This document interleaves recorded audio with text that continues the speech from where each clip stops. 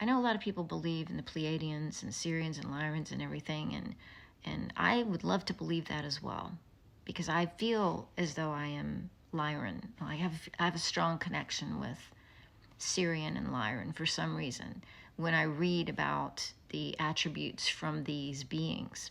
However, there are attributes from archetypal beings, and then there are actual physical beings, and we can be deceived because we have technologies now to deceive people and make them believe in things that aren't real and make them worship people and things outside of themselves.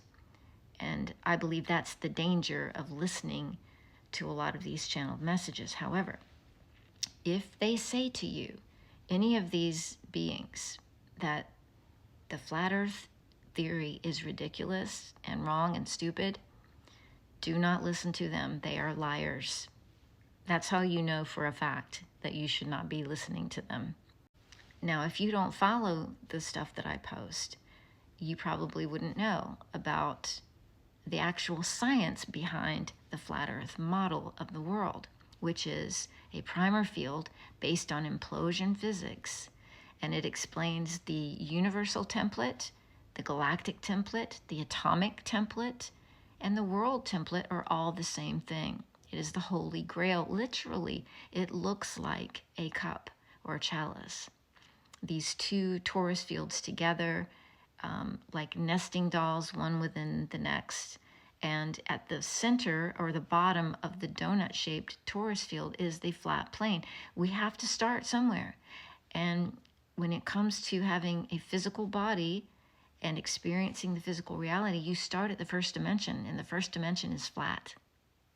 So, you may think it's ridiculous, but if you don't actually study and research the other model, you're not going to know. So you can't dismiss it unless you actually know what you're talking about. Now, remember that two models can explain the same phenomenon. And when I say explain, you have evidence that supports your theory, and then you say, okay, this explains this. That doesn't mean that's the true model just because you can explain something. So if two models explain the same theory, you have to know both of the models, both of the theories, and you have to understand that only one of them is going to apply to your reality, what you observe in your reality. And the truth is that the heliocentric model was never proven. Copernicus said it is just a theory, it is not fact. And we know for a fact that we observe a flat plane. And that is because water is flat for 70% of the world. And that means that the world is flat. 70% of it has to be flat. So think about that. People always say, how do you prove the flat earth? No one's ever done that. There's no model. There is a model. There are plenty of comprehensive models. What do you have for the globe earth? You have this globe sitting on a desk in a schoolroom. That's your model of the ball world. But I want to tell you this. I want you to think about this. A missile can travel Mach 9, about 3,000 miles per hour, just a few meters above the surface of the ocean, and hit a target 100 miles away.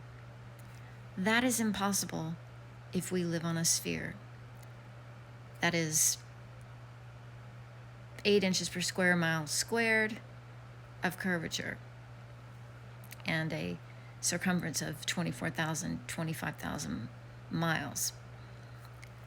Because the horizon or the target should be 6,666 feet, love that number, right? Below the horizon or around the curve of said curved earth. I'm sorry, but that right there is your proof we do not live on a spinning ball.